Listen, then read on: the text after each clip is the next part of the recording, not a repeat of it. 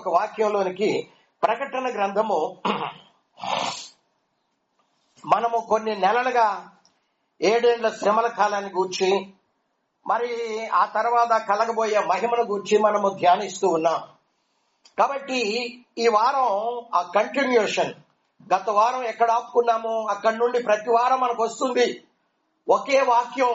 ఇది కొన్ని నెలలు సాగుతుందో, కొన్ని సంవత్సరాలు సాగుతుందో, ప్రభు రాక పర్యంతం వరకు సాగుతుందో నాకైతే తెలీదు. నడిపించేవాడు పరిశుద్ధాత్మ దేవుడు. కాబట్టి ఆయన మీద డిపెండ్ అయి ఉంటున్నాను నేను మాత్రం. మనమందరం ప్రార్థనా పూర్వకంగా దేవుని సముఖంలో కనపడదాం. ప్రకటన గ్రంథము 7వ అధ్యాయం 9వ వచనములో,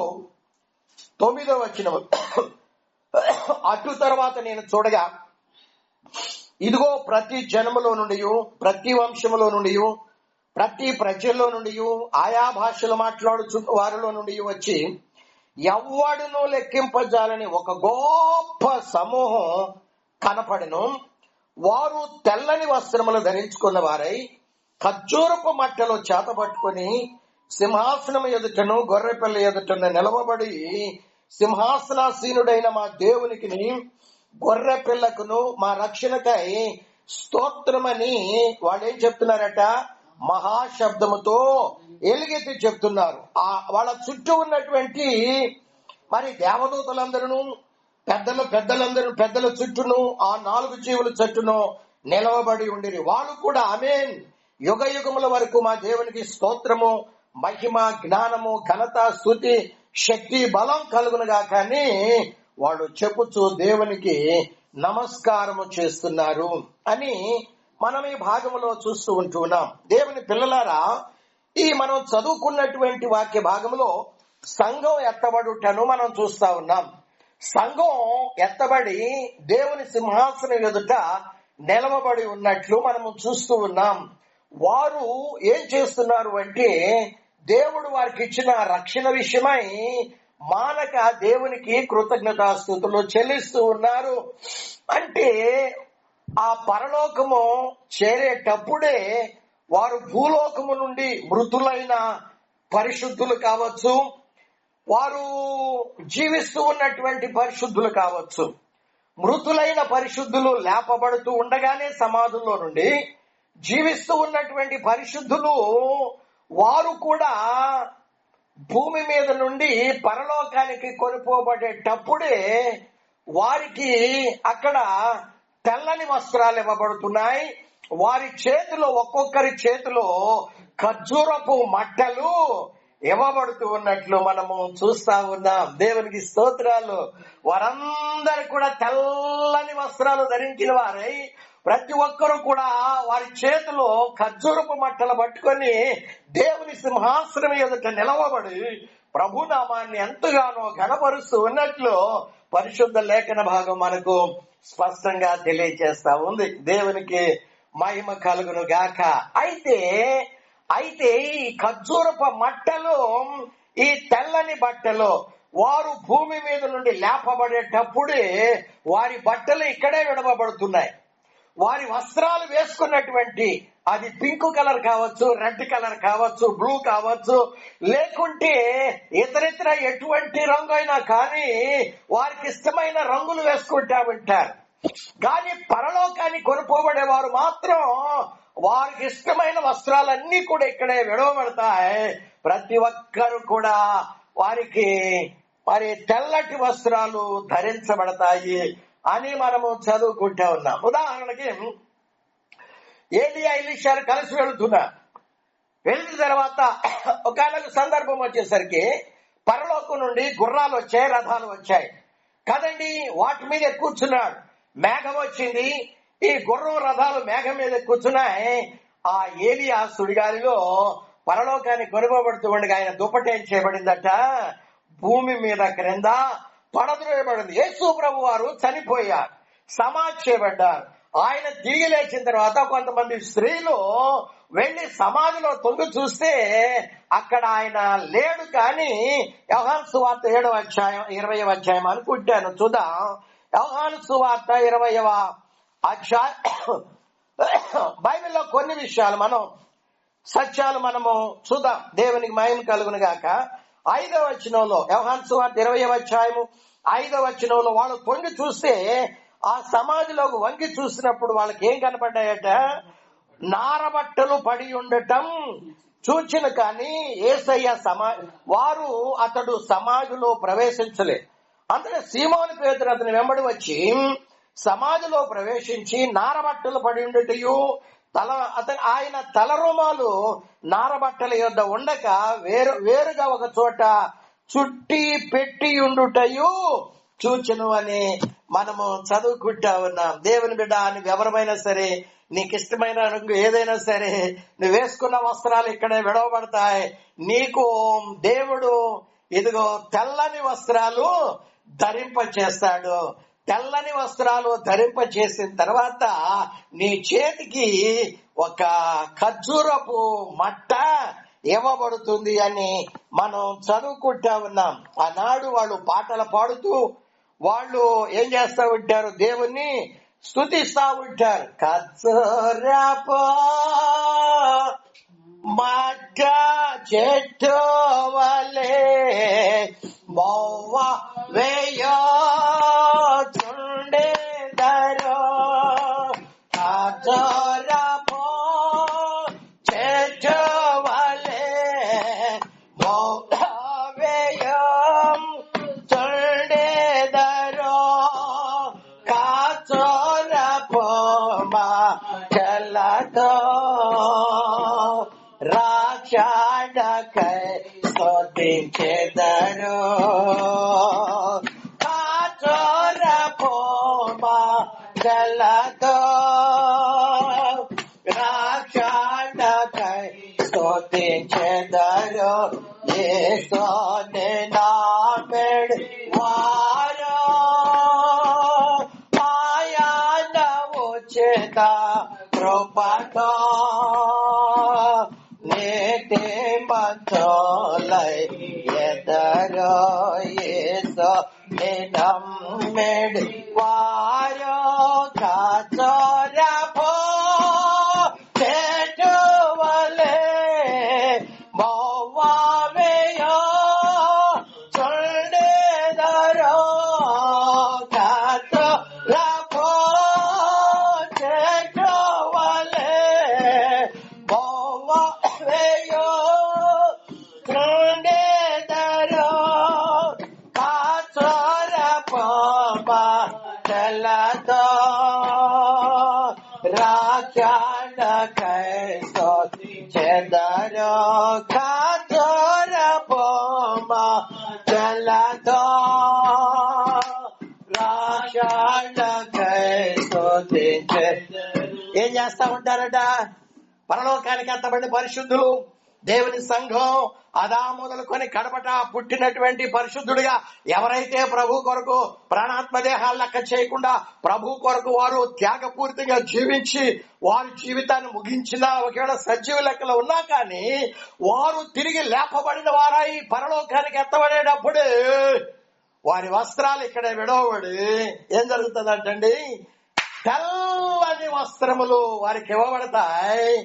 చెప్పండి, ఖర్జూరపు మట్ట వారి చేతులు ఇవ్వబడి, మనం చదువుకున్నా ఉన్నాం, పాట పాడుకున్నాం. ప్రకటన గ్రంథము 7వ అధ్యాయములో మనము చదువుకున్నప్పుడు 9వ వచనములో చివరి వాళ్ళు 10వ వచనములో వారు సింహాసనాసీనుడైన మా దేవునికిని గొర్రె పిల్లకును మా రక్షణకై స్తోత్రమని ఏం చేస్తున్నారంట?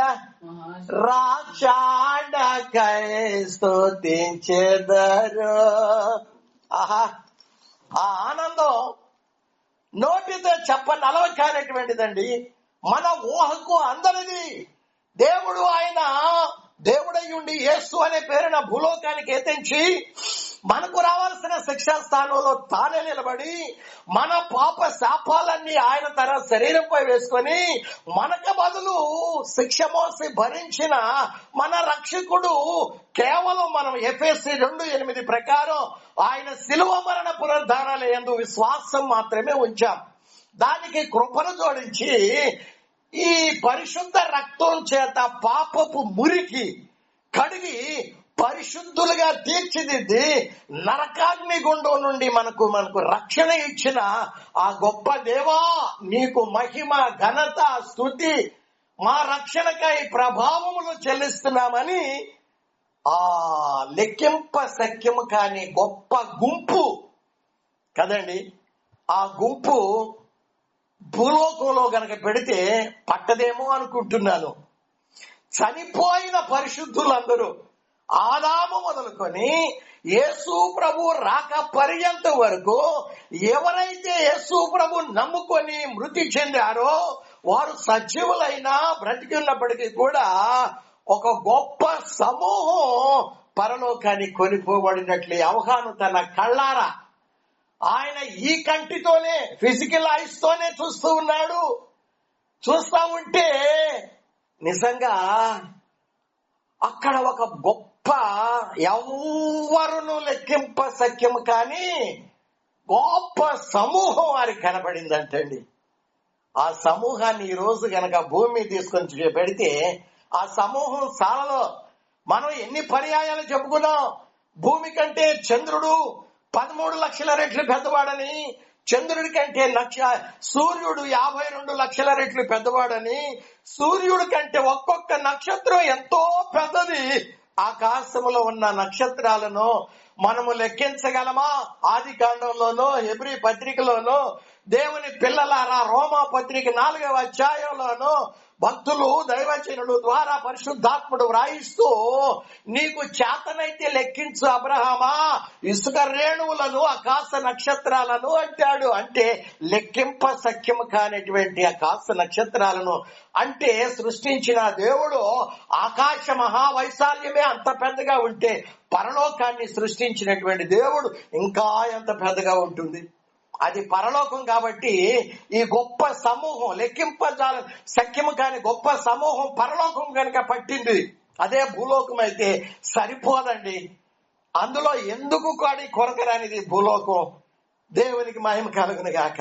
దేవుని బిడ్డ, నిశ్చయముగా ధన్యతలో నీవు నేను పాల్గొందాలంటే మన ఈ శరీర ఇచ్చలు, వాంఛలు, కోరికలు, స్వభావం, లోకాశలు, లోక వెంటబడి పరిగెత్తడం అన్ని కూడా విసర్జించాలి.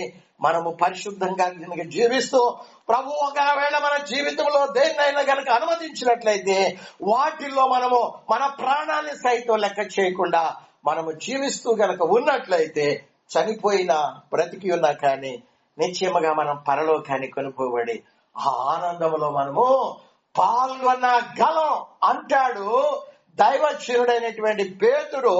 అది చెప్పన సఖ్యము కానటువంటి మహిమాయుక్తమైన ఆనందం అంటాడు. ఆ ఆనందం ఈ లోకములో నీకు భూలోకమంతా సంపాదించిన దొరకనటువంటిది. అసలు ఆ ఆనందం నీ ఊహకు అందనటువంటిది అని మనము చదువుకుంటా ఉన్నాం. దేవునికి మహిమ కలుగును గాక. దేవుని బిడ్డ, నిశ్చయముగా ఆ ధన్యతను మట్టి మానవులమైన ప్రభు మనకు అనుగ్రహించబోతున్నాడు. అయితే ఒక విషయం, తెల్లని వస్త్రాలు ఇవ్వబడ్డాయి. తెల్లని వస్త్రాలు ఇవ్వబడ్డాయి అని మనం ప్రకటన 7:9 చదువుకున్నాం. అదే మాట 14వ వచనంలో కూడా చదువుకుంటాం. పెద్దల్లో ఒకడు అడుగుతున్నాడు, ఇది ఎక్కడి నుండి వచ్చారంటే ఈ తెల్లని వస్త్రములు ధరించుకున్న వారు మహాశ్రమల నుండి గొర్రె పిల్ల రక్తంలో తమ వస్త్రాలను ఉతుక్కొని తెల్లగా చేసుకునేటువంటి వారు. దేవునికి స్తోత్రాలు. ఈ తెల్లని వస్త్రాల్లో కూడా దేవుని పిల్లలారా రకాలు ఉన్నాయి. తెల్లని వస్త్రాల్లో కూడా ఏమున్నాయి చెప్పండి? రకాలు ఉన్నాయి. తెల్లని వస్త్రాలు అన్ని కూడా ఒకే రకంగా లేవు కదా. మా పెద్దన్నయ్యకి 4 ఆడపిల్లలు. పెద్ద కుమార్తె పేరు మెర్సీ. ఈ నెల 7వ తారీఖున 60 లక్షలు పెట్టి ఒక ఇల్లు కొనుక్కుంది ఏఎస్రావు నగర్ లో. కొనుక్కొని దాని గృహప్రవేశం చేస్తూ బాబాయిలందరినీ పిలిచింది, బంధువులందరినీ పిలిచింది, ఎక్కడెక్కడి నుండో వచ్చారు. అయితే మా బ్రదర్స్ లో 4 వచ్చాం. నేను అటెండ్ అయ్యాను, మా పెద్దన్నయ్య అటెండ్ అయ్యాడు, మా ఐసక్ అన్నయ్య అటెండ్ అయ్యాడు, మా చిన్న తమ్ముడు విజయవాడ నుండి అటెండ్ అయ్యాడు. John Wesley, pastor John Wesley. మేము 4 అటెండ్ అయ్యాం. మేము 4 కూడా తెల్లని వస్త్రాలు వేసుకున్నాం. పాతింటిలో నుండి, పాతింటికి ఎదురుగానే క్రొత్త ఇల్లు కొన్నారు కాబట్టి పాతింటిలో నుండి మధ్యలో రోడ్డు ఉంది, అది దాటి ఆ రోడ్డు మీదకి వచ్చాం. ఆ క్రొత్త బిల్డింగ్ లోనికి వెళ్లే ముందు మేము ఎందుకు ఒకసారి ఆ రోడ్డు మీద నిలబడితే మా పెద్దయ్య అన్నాడు, పెద్దన్నయ్య ఈ 4 వస్త్రాలను చూపించి, అందరం కూడా తెల్లని వస్త్రాలు ధరించుకున్న వారమై ఉన్నాము, అందరం కూడా ఒకే యూనిఫామ్ అని చెప్పి అన్నాడు. అప్పుడు నేను పరిశీలనగా చూశాను. చూస్తే రకరకాలైనవి ఉన్నాయి. తెలుపులోనే అన్ని కూడా ఒకే రకమైనటువంటివి కాదండి. ఆ ఐజక్ అన్నయ్య అందరికంటే ఎక్కువ కాస్ట్లీ, విలువ ఎక్కువ ఆ వస్త్రాలకి. తెలుపే గాని ఆ తెలుపులో ఏముంది? మహిమ ఉంది, అధిక విలువ ఉంది. ఆ బట్టలు వేసుకుంటే ఆయనకి ఎంతో ఘనత వచ్చింది. ఆయన రూపురేఖలే, ఆయన ముఖ కవళికలే, ఆయన శరీరం అంతా కూడా ఒకలాంటి ఘనత ఆయనకి తెచ్చిపెట్టింది. ఘనమైన వాడుగా కనబడుతున్నాడు మా అందరిలో. సేవలో చూడబోతేనేమో అందరికంటే చివరిలో వచ్చాడు. 2000 సంవత్సరంలో వచ్చాడు. ఆయనకి 23 సంవత్సరాలు నిండాయి. 23 సంవత్సరాల మా అందరికంటే జూనియరే. కానీ వస్త్రాల్లో చూడబోతే అందరికంటే చాలా కాస్ట్లీ. ఆ వస్త్రాలు ఆయనకి ఏమిస్తున్నాయి? ఘనతను, మహిమను, తేజస్సును ఇస్తా ఉన్నాయి. ఆ తర్వాత నేను వస్త్రాలు చూస్తే విజయవాడ నుండి వచ్చిన మా చిన్న తమ్ముడు పాస్టర్ జాన్ వెస్లీ, ఐజక్ అన్నయ్య కంటే ఆయన వేసుకున్న వస్త్రాల కంటే కొంచెమే తక్కువ, కొద్దిగా. అవి కూడా ఎంతో ఖరీదైనవి. ఆ వస్త్రాలు నేను పైలవారంలో సేవ చేస్తున్నప్పుడు పాస్టర్ జిఆర్ పురుషోత్తం గారు ఆయన విదేశాలకు వెళ్ళేటప్పుడేమో సూటు బూటు వేసుకుంటాడు. ఎక్కడైనా టౌనుల్లో, సిటీల్లో ప్రసంగాలు చేసేటప్పుడేమో సఫారీ వేస్తాడు. గ్రామాల్లో ఆయన పిలిచినప్పుడు స్పీకర్ గా వెళితే పంచికట్టు కడతాడు. 3 రకాలుగా. మా చిన్న తమ్ముడిని కూడా నేను చాలా గమనించాను. అతను మరి గ్రామాల్లోకి వెళ్ళిపోతే పంచికట్టు కడతాడేమో నాకు తెలీదు. కానీ ఇక్కడ ప్రసంగం చేసేటప్పుడు తెల్లటి లాల్సీ ఫైజ్మా వేస్తాడు. ఆ ప్రసంగం అయిపోయి, ఆ ప్రార్థన అయిపోయి వెంటనే బట్టలు చేంజ్ చేస్తాడు, సఫారీ వేస్తాడు. కొన్నిసార్లు మామూలు ప్యాంటు షర్టు. కానీ ప్రసంగం చేసేటప్పుడు ఒకటి, ప్రయాణం చేసేటప్పుడు ఒకటి, అక్కడ స్టే అయ్యేటప్పుడు 3 రకాలుగా. నాకు జిఆర్ పురుషోత్తం గారే గుర్తుకొచ్చారు. అయితే ఐజక్ అన్నయ్య వేసుకున్న బట్టల కంటే మా చిన్న తమ్ముడు ఫస్ట్ జాన్ వెస్లీ వేసుకున్నటువంటి కొంచెమే తక్కువ. అవి కూడా ఎంతో ఖరీదైనవే. కానీ ఐజక్ అన్నయ్యకి ఇచ్చినంత ఘనత, మహిమ, తేజస్సు, గొప్పతనం, ఆ కీర్తి అంతగా రావటల. ఆ తర్వాత వాళ్ళిద్దరికంటే కొంచెం తక్కువ మెర్సీ కొనిచ్చిందంట. డాడీ, నేను కొనిచ్చిన ఈ లాల్సీ పైజమేయే మీరు వేసుకొని గృహప్రవేశానికి రావాలి. అది వేసుకొని వచ్చాడు. దేవునికి మహిమ కలుగును గాక. కానీ వాళ్ళిద్దరికంటే కొంచెము తక్కువ కదండి. అది వయస్సులో మా అందరికంటే పెద్దవాడు. వయస్సులో చూడబోతేనేమో అందరికంటే, నాకంటే 10 సంవత్సరాల 2 నెలలు పెద్దవాడు మా పెద్దన్నయ్య.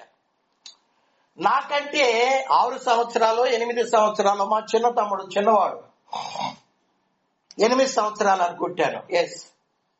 కాబట్టి సీనియారిటీ స్పిరిచువల్ గా చూస్తేనేమో ఆత్మీయతలో మా చిన్న తమ్ముడు పాస్టర్ జాన్ వెస్లీ చాలా, నేను 36 సంవత్సరాలు అయింది సేవలోకి వచ్చి. కానీ చిన్న తమ్ముడు 40 సంవత్సరాల పైమాటే, 42, 43 సంవత్సరాలు అయి ఉంటుంది అనుకుంటున్నా. కానీ ఇక్కడ వస్త్రాలకు వచ్చేసరికి సీనియారిటీలో, స్పిరిచువల్ గా సీనియారిటీలో చూసుకుంటే సేవలో, మినిస్ట్రీలో నేను సెకండ్ వాడిని. అంటే ఇంకొక తమ్ముడు ఉన్నాడు సీనియర్ వాడు, రాలేదు పాస్టర్ ఆనోకి రాలా. ఎక్కడో తునిలోనో ఎక్కడో అనిల్ కుమార్ తో కలిసి అక్కడ మీటింగ్ లో పాలు పంచుకుంటున్నాడు, రాలేకపోతున్నానని చెప్పాడు. కానీ వచ్చిన వాళ్ళలో సీనియారిటీ చూస్తే, కానీ నా వస్త్రాలు ముతక వస్త్రాలు, తెల్లవే, చాలా తక్కువ ఖరీదువి. వాళ్ళ వస్త్రాలు వాళ్ళ మహిమ ముందు నా మహిమ, నా యొక్క వస్త్రాల విలువ, నా ముఖం అంతా తేలిపోయింది. చూసారండి, అందరి వస్త్రాలు తెలుపే, కానీ తెలుపులో మహిమ ఉంది, ఘనత ఉంది, తేజస్సు ఉంది, కీర్తి ఉంది, పేరు ప్రఖ్యాతులు వారికి తెచ్చిపెడుతున్నాయి. మీకు అర్థమయ్యే రీతిలో చెప్పాలంటే,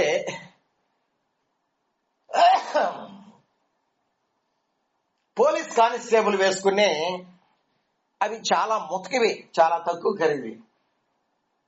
ఏఎస్ఐ వేసుకునేవి కొంచెం, ఎస్ఐ వేసుకునేవి కొంచెం ఎక్కువ, సిఐ వేసుకునేది కొంచెం ఎక్కువ, డిఎస్పి వేసుకునేవి ఇంకా కొంచెం కాస్ట్లీ విలువ. వాళ్ళ భుజాల మీద స్టార్స్, వాళ్ళ భుజాల చుట్టూ ఉండే ఎర్ర దారం ఉంటుంది, బ్లూ దారం ఉంటుంది. టోపీలోకి వచ్చేసరికి కూడా డైరెక్టర్ జనరల్ ఆఫ్ పోలీసు ఆయన భుజాల మీద ఉండే ఆయన టోపీ వ్యత్యాసంగా ఉంటుంది. ఆ వ్యక్తిని చూడగానే ఓహో, ఈయన రాష్ట్రం మొత్తానికి ఆయన వస్త్రాలు ఎట్లా దగదగ, అందరివి కాకివే. చిన్నోడు కానిస్టేబుల్ మొదలుకొని రాష్ట్ర నాయకుడు, అందరికీ boss, director general of police వరకు చూస్తే అందరివి కాకివే. కానీ వాటిల్లో ఏం కనబడుతున్నాయి? రకాలు కనబడుతున్నాయి. అందరూ మనుషులే. ఆ టోపీలు తీసేస్తే, ఆ వస్త్రాలు కనుక తీసేస్తే, వేరే వస్త్రాలు ధరిస్తే అతను డీజీపీయా, కానిస్టేబులా, లేకుంటే మామూలు వ్యక్తి, ఎవరికి అర్థం కాదు. ఆ వస్త్రాలు వాళ్ళకి ఏం తెస్తున్నాయంటే విలువ ఎక్కువ, వాళ్ళ ర్యాంక్ ఎక్కువ, వాళ్ళ మహిమ ఎక్కువ, వాళ్ళ ఘనత ఎక్కువ. ఉదాహరణకి మొత్తికాయ గేట్ కీపర్ కి సెక్యూరిటీ ఒక డ్రెస్ ఉంటుంది, విలువ ఏమి లేదు. వచ్చేపోయే వాళ్ళకందరికి వంగి వంగి దండం పెట్టాలి. అతను చేసిన కొన్ని పనులు, అతను జీవించినటువంటి జీవితం అతనికి ఏం తెచ్చిపెట్టిందంటే ఘనత, విలువ, మహిమ, కీర్తి తెచ్చిపెట్టినట్లు పరిశుద్ధ గ్రంథంలో మనం చూస్తా ఉన్నాం. గేట్ కీపర్ ని తీసుకుని వెళ్ళి రాజు గారు అక్కడ ఘనులైన వారితో అడుగుతున్నాడు. రాజు ఒక వ్యక్తిని ఘనపరచాలి అంటే ఏం చేయాలి, ఏం చేస్తే ఆ వ్యక్తికి ఘనత వస్తుంది, కీర్తి వస్తుంది, విలువ పెరుగుతుంది, మహిమ వస్తుంది అని అడుగుతుంటే అక్కడ హామాన్ అనేవాడు ప్రధానమంత్రి. వాడు అనుకుంటున్నాడు, రాజు గారు నన్ను తప్ప ఇంకెవరిని గనపరుస్తాడండి అనుకొని వాడేం చేస్తున్నాడు చూడండి. ఎస్తేరు గ్రంథంలోనికి వెళదాం ఒకసారి. ఎస్తేరు గ్రంథం త్వరగా సమయం అయిపోయింది, ఇంకా 5 నిమిషాలు మాత్రమే ఉంది సమయం. ఎస్తేరు గ్రంథం 6వ అధ్యాయము 6వ వచనము నుండి రాజు ఘనపరచాలని అపేక్షించే వానికి ఏం చేయాలి అని రాజు అతన్ని అడగగా హామాను అంటున్నాడు, నన్నుగాక మరి ఎవరిని రాజు ఘనపరచని అపేక్షిస్తాడు అని తనలో తను అనుకొని లేనిపోని కోరికలన్నీ చెప్పాడు వాడు. 7వ వచనంలో రాజు ఘనపరచాలని అపేక్షించు వానికి ఏం చేయాలి అంటే రాజు ధరించుకునే రాజవస్త్రాలను వాడికి ధరింప చేయాలి, రాజు ఎక్కే గుర్రమును వాడిని ఎక్కించి రాజు తల మీద ఉంచుకునే రాజకిరీటాన్ని ఒకడు తీసుకొని రాగా ఘనులైన రాజు యొక్క అధిపతుల్లో ఒకడు ఆ వస్త్రాలను ఆ గుర్రమును పట్టుకొని రాజు ఘనపరచనపేక్షించు వానికి ఆ వస్త్రములను ధరింపచేసి ఆ గుర్రం మీద అతన్ని ఎక్కించి రాజవీధుల్లో అతన్ని నడిపిస్తూ రాజు ఘనపరచనపేక్షించు వానికి ఈ ప్రకారము చేయదగునని అతని ముందర చాటింపవలనని అందుకు రాజు అన్నాడు, యూదుడైన ఈ మొర్దెకైని తీసుకుని వెళ్ళి, నా బట్టలు వేయండి, నా టోపీలు పెట్టండి, నా గుర్రం మీద ఎక్కించండి, రథం మీద ఎక్కించి రాజు గణపరచనపేక్షించు వాడు ఇలా చేయబడిన హో అని తండోరా వేయండి అన్నాడు. దేవునికి మహిమ కలుగును గాక. దేవునికి స్తోత్ర. హల్లెలూయా. ఆ కీర్తి ఎందుకు వచ్చింది ఆయనకి? రాజుగారు ధరించే వస్త్రాలు రాజుగారే ధరించాలి. కానీ ఎవరికి ధరింపజేశాడు? ఒక సెక్యూరిటీ గార్డ్ కి, ఒక వాచ్మెన్ కి, ఒక గేట్ కీపర్ కి. ఆయన గుర్రం, ఆయన రథం. నిజంగా గనులైన వాళ్ళలో ఒకడు వచ్చి ఆ వస్త్రాలు ఆయనకి ధరింపజేసి ఆ గుర్రం మీద రథం మీద ఎక్కించి ఆ కిరీటం పెట్టి ఘనపరుస్తున్నారు. ఇప్పుడు గేట్ కీపర్ గా ఉన్నప్పుడు వేసుకున్న వస్త్రాలను బట్టి చూస్తే అతడు ఘనహీనుడు. కానీ రాజుగారి వస్త్రాలు, రాజుగారి యొక్క కీర్తి అతనికి రావటానికి కారణం ఏంటి అంటే అతను చేసినటువంటి కొన్ని మంచి పనులు అనే కంటే ఆయన జీవించినటువంటి ఆ జీవితం, ఆయన కలిగి ఉన్న స్వభావం, ఆయన కలిగి ఉన్నటువంటి అటువంటి గొప్ప మనసు. రాజుగారు చంపటానికి ఇదిగో నా తోటి వాళ్ళు ప్రయత్నం చేస్తున్నారు. రాజుగారికి నా ప్రాణం అట్టయినా సరే వేసి నేను అతని కోసం అతన్ని రక్షించుకోవాలి అన్నటువంటి స్వభావం. ప్రభు కొరకు నా ప్రాణాన్ని ఎంత మాత్రం ప్రియముగా ఎంచను, 666వ ముద్ర వేసుకోను, నేను వాడికి సాగిల పడను, యాంటీ క్రైస్ట్ కి వాడికి నేను మ్రొక్కను.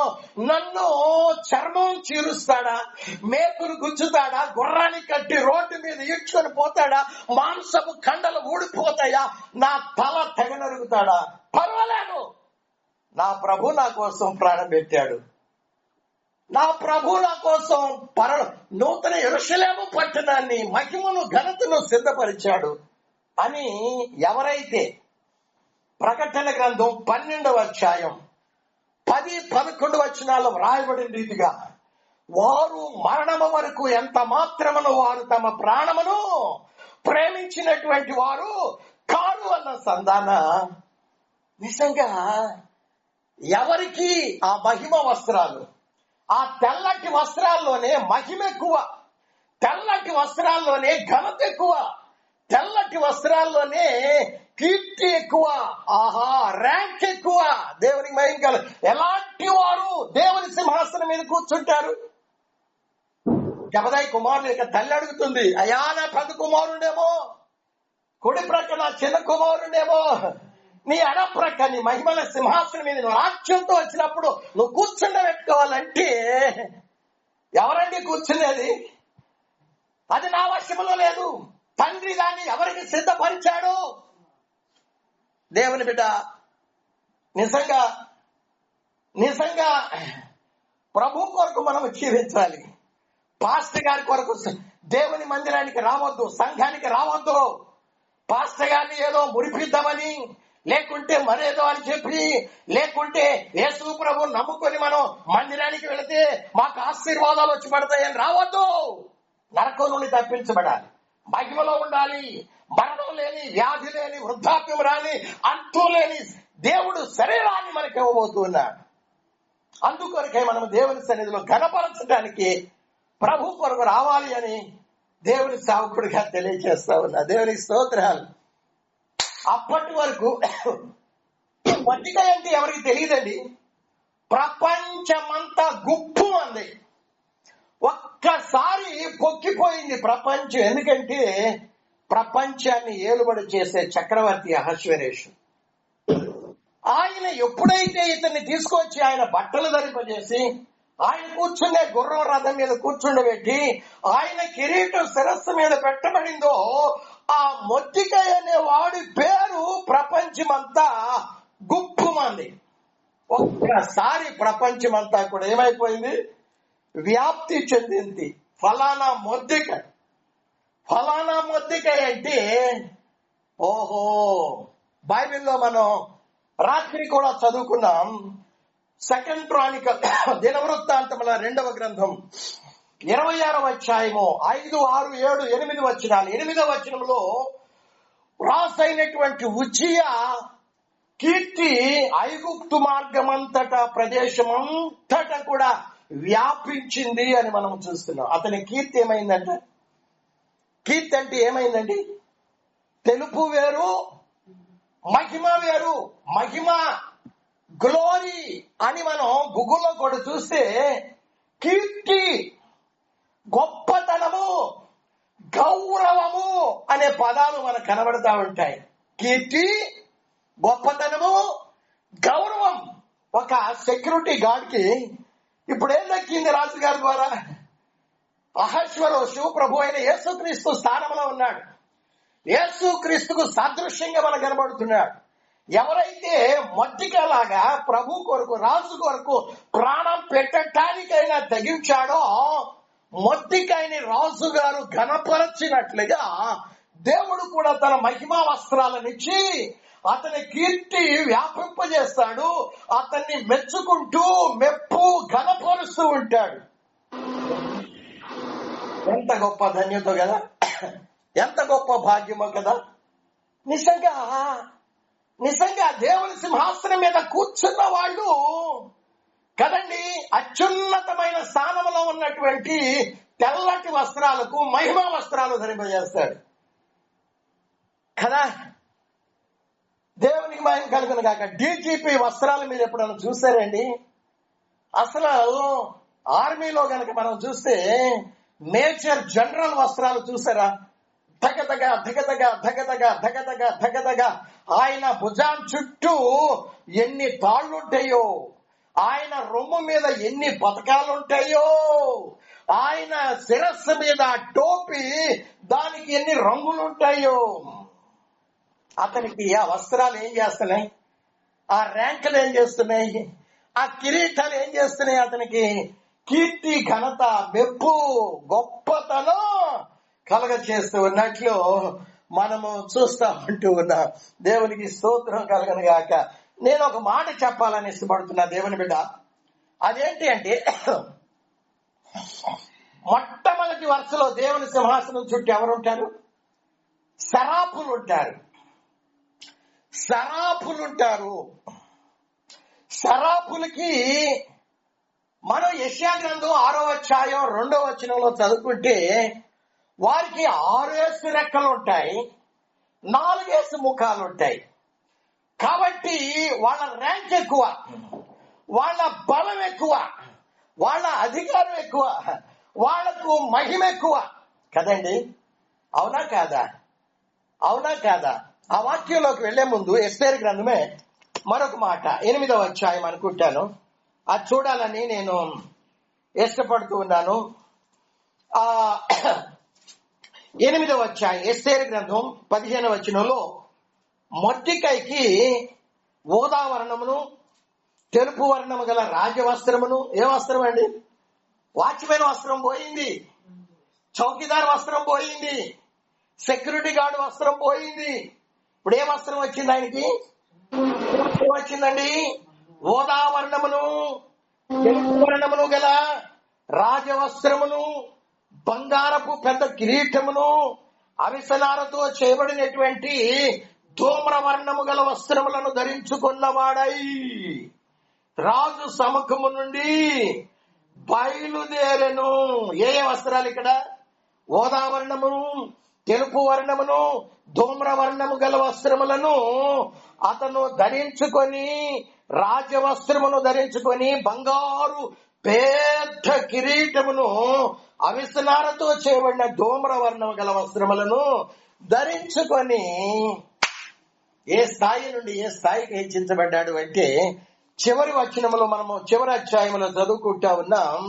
చివరి అధ్యాయములో దేవునికి మహిమ కలుగునుగాక. ఇతన్ని రాజుగారు ఏం చేశాడంటే ప్రధానమంత్రిగా చేశాడు. ఏం చేశాడు చెప్పండి? అతన్ని రాజుగారు అతన్ని దేశం మొత్తానికి ప్రధానమంత్రిగా చేసినట్లు ఈ యొక్క మనం 8-9 అధ్యాయాల్లో మనం చదువుకుంటా ఉంటాం. దేవునికి మహిమ కలుగును గాక. మంచిదండి. కాబట్టి ఆయనకి ఏ వస్త్రాలు ఇవ్వబడ్డాయి? ఏ కిరీటం ఇవ్వబడింది? పెద్ద బంగారు కిరీటం కదా, రాసు వస్త్రాలు ధరించుకున్నాడు. దేవునికి మహిమ కలుగును గాక. రేపు పరిశుద్ధులు కూడా అక్కడ ట్రైనింగ్ చేయబడిన తర్వాత 3.5 సంవత్సరాలు పరలోకం నుండి యేసయ్య భూలోకంలో అడుగు పెట్టడానికి వస్తుంటే ఈ పరిశుద్ధ సంఘం కూడా ఎలా రాబోతుందంట? 19వ అధ్యాయము, ప్రకటన గ్రంథం 19వ అధ్యాయము 10 దాటిపోయింది. నేను త్వరగా ముగిస్తానండి, సమయం దాటిపోయింది, మన్నించాలి.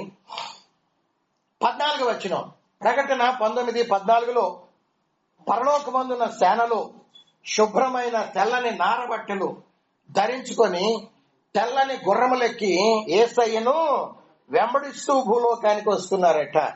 ఎందుకంటే భూమి మీద ఆయన సంఘం రాజ్య పరిపాలన చేయటానికి 1000 ఏండ్లు వస్తూ ఉన్నారు. ఆ సందర్భంలో పరలోకమందున్న సేనలు ఎలాంటి బట్టలు ధరించుకున్న వారై? శుభ్రమైన తెల్లని నారబట్టలు ధరించుకున్న వారై. దేవునికి మహిమ కలుగును గాక. కాబట్టి దేవుని బిడ్డలారా, పరిశుద్ధాత్మ దేవుడు మనకు చెప్పాలనే ఉద్దేశం ఏంటి అంటే, తెల్లని బట్టలు ఇవ్వబడతాయి, ఒక ఖర్జూరపు మట్ట వారి చేతికి ఇవ్వబడతాయి. అందరూ కూడా దేవుని సింహాసనం ఎదుటికి చేర్చబడ్డారు. వాళ్ళందరూ ఇదిగో మాకిచ్చిన ఈ రక్షణ విషయమై నీకు కృతజ్ఞతాస్తుతులయ్యా అని గణపరచబడుతూ ఉన్నారు. అయితే ఆ గుంపు అక్కడ అందరూ ఒకే వరుసలో ఉండరు కదండి. దేవుని సింహాసనం చుట్టూ మొట్టమొదటిగా ఎవరు ఉంటారు? 24 పెద్దలు ఉంటారు అని మనం చదువుకుంటూ ఉన్నాం. ఆ తర్వాత చెప్పండి, ఆ దేవుని సింహాసనం మీద కొంతమంది పరిశుద్ధులు, ఆ తర్వాత వరుసలో శరాపులు ఉంటారు. ఆ తర్వాత వరుసలో ఎవరుంటారు? కెరూబులు ఉంటారు. ఆ తర్వాత వరుసలో ఎవరుంటారు? మహాదూతలు ఉంటారు. ఆ తర్వాత వరుసలో ప్రధాన దూతలు ఉంటారు. ఆ తర్వాత వరుసలో అధికారులైన దూతలు ఉంటారు. ఆ తర్వాత వరుసలో మామూలు దూతలు ఉంటారు. దేవునికి మహిమ కలుగును గాక. దేవుని బిడ్డలారా, నిశ్చయముగా మనం పరిశుద్ధ గ్రంథంలో నుండి ఒక మాట జ్ఞాపకం చేసుకుంటే, శరాపులకి యెషయా గ్రంథం 6వ అధ్యాయం 2వ వచనంలో 6 రెక్కలు ఉంటాయి, 4 ముఖాలు ఉంటాయి. వాళ్ళు మొట్టమొదటి లైన్ లో ఉంటారు. వాళ్ళ ర్యాంక్ ఎక్కువ, వాళ్ళ అధికారం ఎక్కువ, వాళ్ళ బలం ఎక్కువ, వాళ్ళ మహిమ ఎక్కువ, వాళ్ళ తేజస్సు ఎక్కువ, వాళ్ళ కీర్తి ఎక్కువ. ఆ తర్వాత వరుసలో ఎవరుంటారు చెప్పండి? కెరూబులు ఉంటారు. లూసిఫర్ది ఏ ర్యాంకు? వాడు ఒక కెరూబు. ఇప్పుడు మిఖాయేలు ఆయన కూడా ఒక కెరూబే. లూసిఫర్ ఒక కెరూబు, మిఖాయేలు కూడా కెరూబే. ఇద్దరిది ఒకటే ర్యాంకు కాబట్టి ప్రకటన గ్రంథం 12వ అధ్యాయం 9-10 వచనాలలో అక్కడ వాయుమండలంలో ఉన్నటువంటి కదండి, పరలోకం నుండి వాడు పడద్రోయబడి ఎక్కడున్నాడు పేటకం వేసుకొని, వాడి దురాత్మ సేనలు ఆ వాయుమండలంలో, ఎఫెసీ పత్రిక 2వ అధ్యాయం 2వ వచనం ప్రకారం వాడు వాయుమండల అధిపతిగా, కొరింథీ 2వ పత్రిక 4వ అధ్యాయం 4వ వచనంలో వాడు యుగ సంబంధమైన దేవతగా కదండి. మనం ఎఫెసీ పత్రిక 6:12-13 చదువుకుంటే ఆకాశ మండలం ఉన్నటువంటి దురాత్మ సమూహాలుగా పరలోకం నుండి పడవేయబడి వాయుమండల అధిపతిగా, యుగ సంబంధమైన దేవతగా, ఆకాశ మండలం ఉన్న దురాత్మ సమూహాలుగా వాళ్ళు అక్కడ ఉంటూ పరలోకానికి వెళుతూ వాడు భూలోకమునికి వచ్చిపోతూ ఉంటాడు. వాళ్ళిద్దరిది ఒకటే ర్యాంకు కాబట్టి వాడిని యుద్ధం చేసి భూమి మీదకి పడద్రోయగలిగాడు మిఖాయేలు. దేవునికి స్తోత్రాలు. కానీ లూసిఫర్ యొక్క ర్యాంకు శరాపు అనుకోండి. మిఖాయేలు తక్కువ ర్యాంకు కాబట్టి, తక్కువ బలం, తక్కువ అధికారం కాబట్టి లూసిఫర్ని జయించుండేవాడు కాదు. ఎందుకంటే లూసిఫర్ పాపం చేసి పడద్రోయబడినప్పటికీ వాటితో పాటు కోట్ల మంది 1/3 వంతు దేవదూతలు పాపము చేసి పడద్రోయబడినప్పటికీ కూడా దేవుడు వాళ్ళకిచ్చిన బలాన్ని, అధికారాన్ని, ఆ యొక్క ర్యాంకును దేవుడు వెనక్కి తీసుకోడు అని నా బైబిల్ చెప్తుంది. రోమా పత్రిక 11వ అధ్యాయము 29వ వచనంలో మనం చదువుకుంటే, దేవుడు ఒకరికి ఇచ్చినటువంటి పిలుపును గాని ఆ కృపావర విషయంలో ఆయన పశ్చాత్తాపడడు, అంటే వెనక్కి తీసుకోడు అని మనం చూస్తా ఉన్నాం. కాబట్టి ఈనాడు చాలా మంది దైవ సేవకులు గర్వించి పాపం చేసి పడిపోయినప్పటికీ వాళ్ళకున్నటువంటి వాక్చాతుర్యమును బట్టి ప్రసంగాలు చేయొచ్చు. ఆ ప్రసంగాలను బట్టి అనేకులు ప్రభు తట్టు మళ్ళొచ్చు. వాళ్ళకున్నటువంటి స్వస్థత వరాన్ని బట్టి అనేకులు స్వస్థత పొందుతూ ఉండవచ్చు. కానీ ఒక రోజు వాళ్ళకు ఉంది, దానికి తీర్పు తీర్చి నిత్యమైన నరకాగ్ని గుండంలో పడవేస్తాడు. దేవునికి మహిమ కలుగును గాక. వాడు ఎప్పుడైతే మిఖాయేలు వాడి సైన్యాన్ని యుద్ధం చేసి భూమి మీదకి పడద్రోశాడో అంతటితో వాడి రెక్కలు విరిగిపోయినాయి. వాడి పవర్స్ అక్కడితో పడిపోయినాయి. వాడు ఎగిరి వాయుమండలంలోకి వెళ్ళలేడు. అక్కడి నుండి పరలోకానికి ఎన్నటికి కూడా వెళ్ళలేడు. దేవునికి మహిమ కలుగును గాక కదండి. వాడిని చూడండి, ప్రకటన గ్రంథం 20వ అధ్యాయం 1వ వచనంలో మనం చదువుకుంటే, ఒక దేవదూత, అంటే నేను అనుకుంటాను ఇటువంటి పనులు చేసే పనులు మిఖాయేలు ఆయన దూతలకు మాత్రమే ఉంటుంది. ఒక దేవదూత పేద సంఖ్యలను పట్టుకొని కదండి వచ్చి అపవాదిని వాడిని సంఖ్యలతో బంధించి ఆ యొక్క పాతాళ అగాధంలో బంధించి వేసినట్లు మనం చూస్తా ఉన్నాం. అంటే మిఖాయేలు ఆయన సైన్యం కూడా ఈ యొక్క కెరూబు ర్యాంకే. కాబట్టి నిశ్చయముగా కడవరి కాలంలో ఉంటున్నటువంటి మనము మన ర్యాంక్ ఏంటి, మన మహిమ ఏంటి, మన తేజస్సు ఏంటి, మన కీర్తి ఏంటి, మనము ఏ మహిమలో ఉండబోతున్నాం, ఏ తేజస్సులో ఏ కీర్తిలో మనం ఉండబోతున్నాం అనేది. ఎందుకంటే భూమి నుండి ఎత్తబడేటప్పుడే అందరికీ తెల్ల వస్త్రాలు ఇవ్వబడుతున్నాయి. తెలుపులోనే మహిమ వస్త్రాలు ఉంటాయి, మహిమ ఇవ్వబడుతుంది. చెప్పుకున్నాం కదా, మా అన్నదమ్ములు అందరం తెలిపి వేసుకున్నాం. 4 రకాలుగా, కొంతమందిది ఎక్కువ మహిమ, కొంతమందిది తక్కువ మహిమ. కొంతమందికి ఆ వస్త్రాలు ఎక్కువ కీర్తి తెస్తున్నాయి, ఎక్కువ ఘనత తెస్తున్నాయి. కొంతమందికి ఏమో పరలోకానికి ఎత్తబడేటప్పుడే పరిశుద్ధులు ఈ లోకములో వారు జీవించినటువంటి జీవిత యొక్క విధానాన్ని బట్టి వాళ్లకు మహిమ కొంతమందికి ఎక్కువ, కొంతమందికి పరలోకంలో మనం మత్తయి సువార్త 5:19 చదువుకున్న రీతిగా పరలోకంలో ఎవరు ఉంటారంట? గొప్పవారు ఉంటారు, అల్పులు ఉంటారు. పరలోకంలో అధిక మహిమ ఉంటుంది కదండి, మహిమ ఉంటుంది. కాబట్టి నిశ్చయముగా మనము ఏ ర్యాంకులో ఏ మహిమలో ఉండబోతున్నాం. గత వారం మనం ధ్యానించింది ఇదిగా దానియేలు గ్రంథంలో మనం 12వ అధ్యాయం 3వ వచనంలో చదువుకున్నాము. కొందరైతే కదండి, కొందరైతే ఆకాశంలో జ్యోతుల వలె ప్రకాశిస్తారట. కొందరైతే ఆకాశంలో ఉన్న నక్షత్రాల వలె ప్రకాశిస్తారట. మరికొందరైతేనేమో మనము చదువుకున్న మత్తయి సువార్త 13వ అధ్యాయం 43వ వచనంలో మరికొందరేమో తండ్రి రాజ్యములో సూర్యుని వలె ప్రకాశిస్తారట కదా. కొందరేమో ఆకాశ జ్యోతులు, కొందరేమో ఆకాశ నక్షత్రాల వలె, కొందరేమో తండ్రి రాజ్యములో సూర్యుని వలె తేజరిల్లుతారు, ప్రకాశిస్తారు అని నా గ్రంథం తెలియజేస్తా ఉంది. అయితే మనము ఆకాశంలో ఉన్న జ్యోతులు అంటే నక్షత్రాల వలె ఉండబోతున్నామా, లేక చంద్రుని వలె ఉండబోతున్నామా, లేక సూర్యుని వలె ప్రకాశించబోతున్నామా? నా బైబిల్ ఏం చెప్తుంది అంటే, న్యాయాధిపతుల గ్రంథం 5వ అధ్యాయం 31వ వచనములో కొందరైతే బలముతో ఉదయించే సూర్యుని వల్లే ప్రకాశిస్తారటండి. ఎలా ఉంటారట? సూర్యుడు ఎలా ఉదయిస్తున్నాడు? వాడు సూర్యుడు అనేవాడు బలముతో ఉదయిస్తున్నాడంట. బలముతో ఉదయించే సూర్యుని వల్లే ప్రకాశిస్తారు అని నా గ్రంథం తెలియజేస్తా ఉంది. పౌలు ఒక మాట, నేను సంక్షిప్తంగా ముగిస్తున్న ఒక 3 నిమిషాల్లో ఒక్క మాట చదువుకుని ముగించుకుందామండి. కొరింథీయులకు రాసిన మొదటి పత్రిక, త్వరగా రండి, సమయం దాటి 1/2 గంట అయిపోయింది. మొదటి కొరింథీ పత్రిక 15వ అధ్యాయము 15వ అధ్యాయము 37 నుండి మనం చదువుకుంటే 36 నుండి 35 నుండి, అయితే మృతులు ఎలాగ లేకురు, వారు ఎట్టి శరీరంతో వస్తారని ఒకడు అడుగును. అవివేకి, నువ్వు విత్తేది చచ్చితే కానీ బ్రతికించబడదు కదా. నీ విత్తేదాన్ని చూస్తే అది గోధుమ గింజ అయినా సరే, మరి ఏ గింజ అయినా సరే, వట్టి గింజలే విత్తుతున్నావు కానీ పుట్టబోయే శరీరాన్ని విత్తటం లేదు.